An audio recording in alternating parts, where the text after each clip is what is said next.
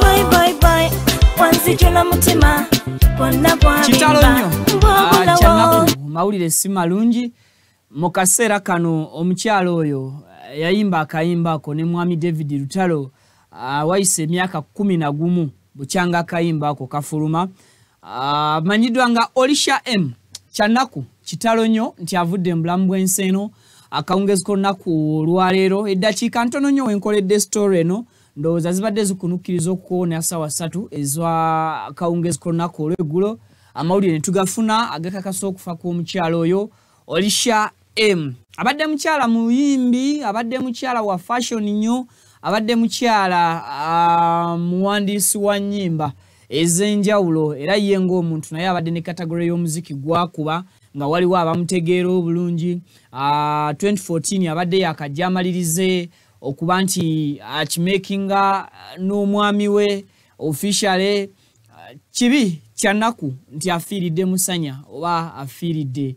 mu lutalo lw'abakyala nkwanirizaako yonna gy'oli gy'otulabira nenkusaba video soko jimpereka like kijambeko kubanga edduka ku misinde jamanyi information etuke kwa ino okugiraba okosako n'okujiwuliriza mukadde omukutu baguyita Viki exclusive era nga nze Viki okuwa sofa byogenda maaso n'okuba nti ofuna mawulire si malungi akawungezeko nnaku olwaleero tureceive nzoba tufunya okukakasibwa kwa Olisha M amanya g'amatuufu nga Olivia Mildred Namubiru era ng'ono muganda wa omulongo babiri Essala omulongo babiri Essala akola ku Radio Star akola ne ku Star TV and of course akola ku bizibu by'abantu akola nnyo stories ye nga mulongo ezikwata ku bulamu bw'abantu ba bulijjo oba ezikwata ku bulamu bw'abantu b'owansi so omutowe muganda woyo Olisha M mama omu taata omu mwana wa musaayi yasobodde okuba nga ava mu bulamu bw'ensi eno Olisha M akozeko music yaweerako ddala n'abantu ab'enjawulo akozeko obuyimba bwe ne buyitawo ensi n'ebunyumirwa akakayimba kentandise nako bakayita Gwenjagala akayimba ako yakayimba ne David Lutalo yali collabo yawe 11 years back bakayita Gwenjagala kali kayimba kalungi ne okupayinga tribute eri omugenzi ngenda kusaba batuzanyireko kayimba ako mpaka wena mugamba nti komaawo nsaba batuzanyireko kayimba ako ate then nzije nkuweko ko n'ebimu ku birala ebitonotono byensobola nze ng'omuntu byembadde mmanyi ku Olisha M nsaba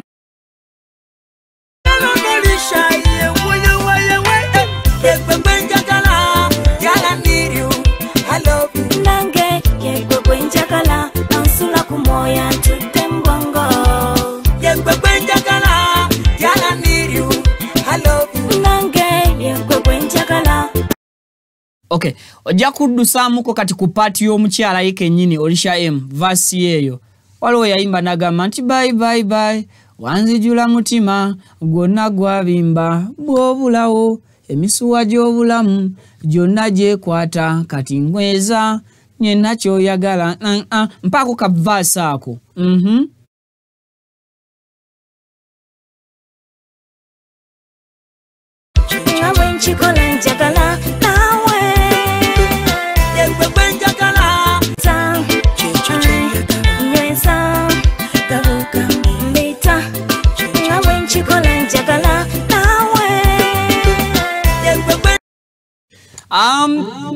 teyakomaawo yafulumya akayimba ke bayita akatambaala akayimba kakatambaala ako ke kayimba nze ng'omuntu kwensookera ddala okumitingira omukyalo oyo Olisha M nzijukira mulongo babiri Essala by then nze nali amawulire nnyingira mayingire okubanga atandika okuba nti nange nfunamu akafo Olisha M nafulumya akayimba ako ke bayita akatambaala oba katambaala akayimba ako ka promotingibwa nnyo ku Star era nga mulongo babiri Essala abajjukira ebbaluwa ze yasomanga nga buli lunaku Monday to Friday ateekwa okuyingira mu program n'akayimba ako nga bwe mwawuliranga Kazibu Bashir Mbaziranga ayingira program y'ekiri atabaala n'akayimba ka n'instrumento y'oluyimba lwa Bobby Wine lwe bayita musaba twogere kakati bwe kyalinga ne ku mulongo babiri Essala akayimba ka mutowe Olisha M yayingiranga nako mu program ye ya ebbaluwa ku Star FM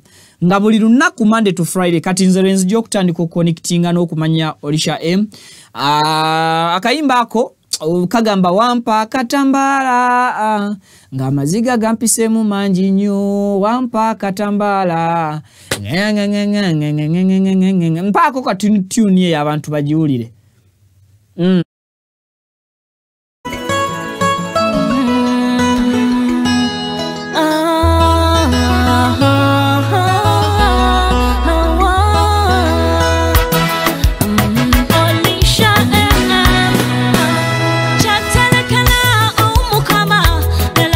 Kajja kunzita wate bizibu bibadde bingi elotuuka n'owangula nalinangeka gana mafika kamaso bampaana n'endowooza balimba wampa katamala nga maziga gampita mu mangi nnyo wampa katambala shalavu n'ensoseko nyingi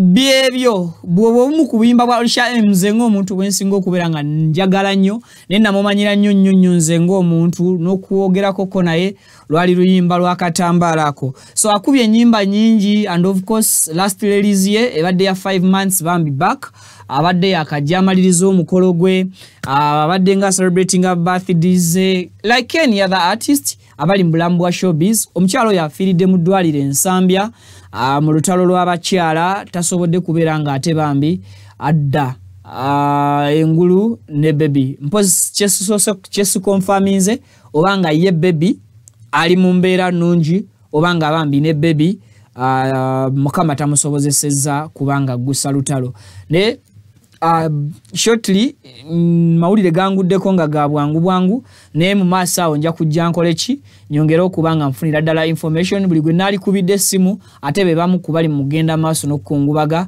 mu kaseera kano. So Olisha M even nzizeemu okumulaba ku kivulu kya Kibijjigiri wano ku Papaz bambi nakwata ye emitwalo 5 n'agimpa abali ku live yange mujjukira nga mbagamba mulonga njokyezaayo ekyetaano mulongo yampaayo ku nsimbize at the same time ne Olisha M naye nakola ki naye nanjo kyaye kyemitwalo 5 abali ku live yange ku show ya Godfrey Kibijjigiri mujjukira bulungi nga mbagamba.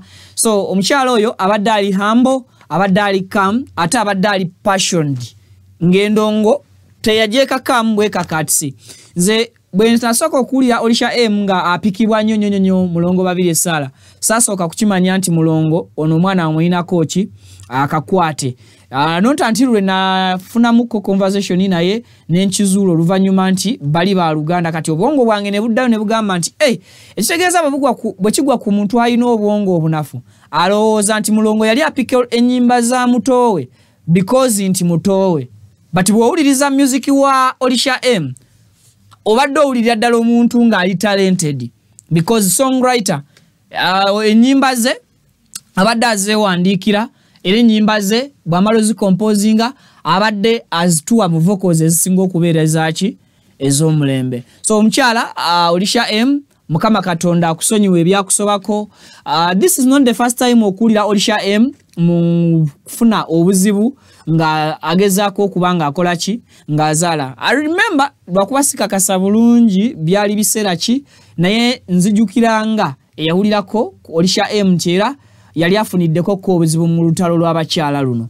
So I think Mukama yali yamutegekerwa olunaku lw'engalo luno terugenda kusukkawo but Mukama ayongere okugumya omwami we bambi. Omwami baadde bakajja bakimaking 2023 2024 24 bakimaking official bagenze ku 2022 kati 20 thank you we bale kunzijukiza 2022 we waliwo difficulties still mukufuna baby oyo era olutalo lw'abakyalo olwo katono lukole ki lomutwalire mbambi nekyali kisa kya Mukama Olisha M nasumulukuka embera neterera. This time around tasobodde kubanga akimakinga omwami oyo bambi bawe musasideko nnyo obwasemwandu mu myaka emivubuka Mukama akugumye kyoyita mu currently gwe kasobola kinyonyola bwe nkugamba nti manyi kyoyitamu mba nkulimbye. My dear friend, my dear mulongo babire sala, oh my dear friend Bambi, mukama akugumye. Mulongo abadde ayagala nnyo mutowe Olisha M. Abasinga mwina kye mutamanyi ku mulongo babiri esala oyo. Mulongo alina omutima oguli softi, yensonga lwaki asobola okusomera ebbaluwa y'omuntu. Nawe kenyini gwe bagisomera n'okola ki? N'okaaba. Omutima gwe guli softi, emotions ze zisobola n'okweyoleka mu mirimu gye gy'akola. So mulongo ne Olisha M babadde bwe bati. Babadde bali too connected. Nga basimbagana omanyi mu family oba mu kika obayo n'omuntu gwe wakola ki? Gwe wategeera. So mulongo ne Olisha M bali betegeera abaana abo kyanaku nnyo nti mulongo agenda kusigaza memories mpitirivu nnyo eri mutowe oyo kyanaku nnyo nti Olisha M avudde ku scene mu kaseera katono. Sisuubira nti Olisha M mu myaka abadde mukulu, abadde akyali future yenga ekyali very very bright, abadde mukazi ali so hard working. Kizibu nnyo even okubika omuntu gwomanyi because botandika okumubika biyinza obutakola ki? Biyinza obutaggwayo. Abadde ayina adiringira nnyo mu fashions mu ngoye, naddala engoye z'abakyala. Abadde yasooka nakolako Olisha M Fashions, simanyi oba nakati ebadde ekya operatinga. Olisha M Fashions ye yasooka. Then mulongo babiri sala n'alyoka yakola mulongo garments. Abajjukira simanyi bana wakati mulongo akyayina mulongo garments. Naye yali agirina but Olisha M ye yasooka okuyingira ndoze ebintu bya fashion. Then mulongo naye later namala nateekawo gundi mulongo garments. Babadde bayina enkolagana ennungi, babadde babondinga. Mulongo abadde ayagaliza nnyo Olisha M ekisinga.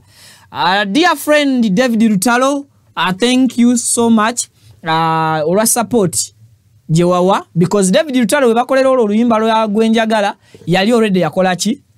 Ya booming adanga industry ajimanyi kapapala ajibaddemu. Awo David Lutalo yali yakuba dazimanya nga yakikuba yabamba. Era bw'otunuulira video ya David Lutalo manyika David Lutalo tumurentingira mu ndabikaye okusobola okulaba oluyimba video ya David Lutalo n'omanya nti ogwo gwali mwaka bwe guti. So David Lutalo webale nnyo, webalire ddala olwa contribution gye wateeka ku bulamu bwa Olisha M. Oluyimba lwa gwenjagala lwajjayo nnyo oba lwayongera nnyo okututumula mwana muwala Olisha M. Then Chosen Becky abadde mukwano mulungi nnyo eri Olisha. Carol Nantongo naye abadde mukwano gwa Olisha M.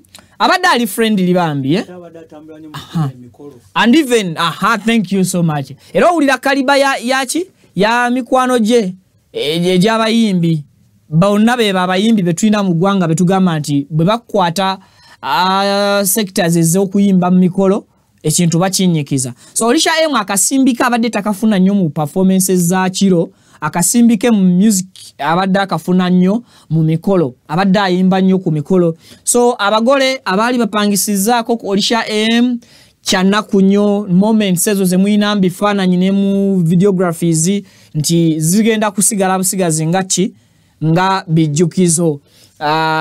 Mikwano gye, family ye, smaraye I can talk. Olisha M nze ng'omuntu onumye. Joro yasoose okumpa amawulire ago nangamba nti Olisha M afudde.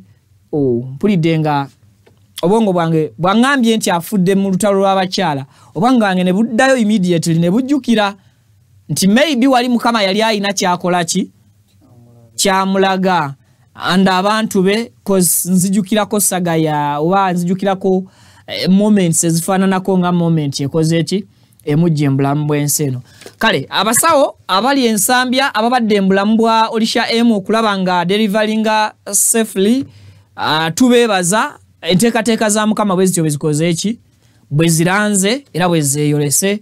Ffenna tukimanyi bulungi tetusobola kusazaamu nteekateeka za Mukama. Tuli kujjukira Olisha M. Togenda kuva mu mimwa gyabo bokoleddeko history because omuyimbi yenna ku mukolo alina omukolo gwe yali akozeeko ng'ogwo omukolo history mu byafaayo by'abagole abo ekyo tukkiriziganye so tuli kujjukira olwa history gwolese mayumba g'abagagga abakupangisa tuli kujjukira mu history gwolese mu music industry y'eggwanga Uganda atuli kujjukira mu history gwolese mu bulamu bw'emikolo gyoyimbidde mu bantu either bagagga oba baavu era Olisha M olijjukirwa mu mikwano gyo gyobadde olaga omutima ogwo omulungi era Olisha M olijjukirwa olw'omuntu wa wansi naddala obulamu bw'abakyala bobadde ng'oyimbirako ng'oyambako mulongo babiri Esara gy'abadde ategeka emisomo gye egy'ebbaluwa so Olisha kama akumuze mirembe mukama akwayongera okuba nga akuma ekitangala kyo bw'anaaba akikumidde eva kibenga kibumbujja kikwakire n'ebyakusobako tuli baana tuli bantu era mukama akimanyi ensonga lwaki yatterawo option y'okwenenya tusaba Allah mukama akuyambe akutaasa era akusaasira ebyo byonna ebyakusobako mu dduniya eno mpozi oyinza okumbuuza nnyimba mmeka ze yayimbye katalogo y'ennyimba za Olisha M bwenkuwa essaawa emu ogitumenyere tosobola gikola ki tosobola gimalayo last release abadde bagiyita gwono abadde ayinayo oluyimba nga birungo ki ayinayo katambaala ayinayo wakinkoledde yabadde yayimbako oluyimba lwa waki wa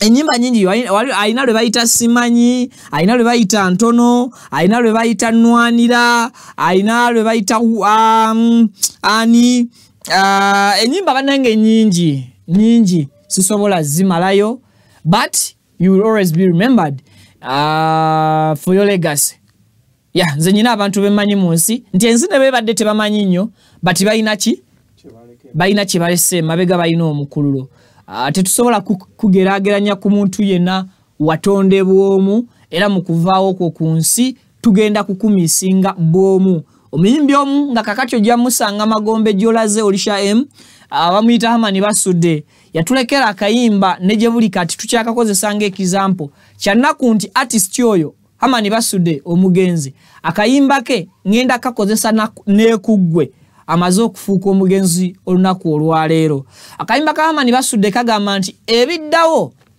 tebyenkanankana newankubadde abalala bagezaako bakopperere ebyo ffe bye tubeera tuleseewo abagenze era wewe yayimbira n'agamba nti ebiddawo tebyenkanankana kyo kimanyi yadde nga bageresa nti ewaakula ennume naye bukyanga radio oba bukyanga kawali avaawo mpawo yasika yadde abamu bakopperera bagonzo obulago naye erya mugenzi kawalya eddoboozi lyali lyawufu kale era ffe ab'omulembe guno twaddamu ne twozaamu oluyimba olwo ne tugamba nti yadde abamu bakopperera bagonzo obulago naye eddoboozi lya radio lyali lyawufu omugenzi Moses Sekibogo abo bonna ba artist so tubafiiriddwa Olisha M okuva neerero tewali agenda kuddamu kuyimba luyimba lwaggwe gwenjagala abeerenga bwe walukola ki nga bwe waluyimba tewali agenda kuddamu kuyimba luyimba lwa akatambaala lufuuke ng'olulwe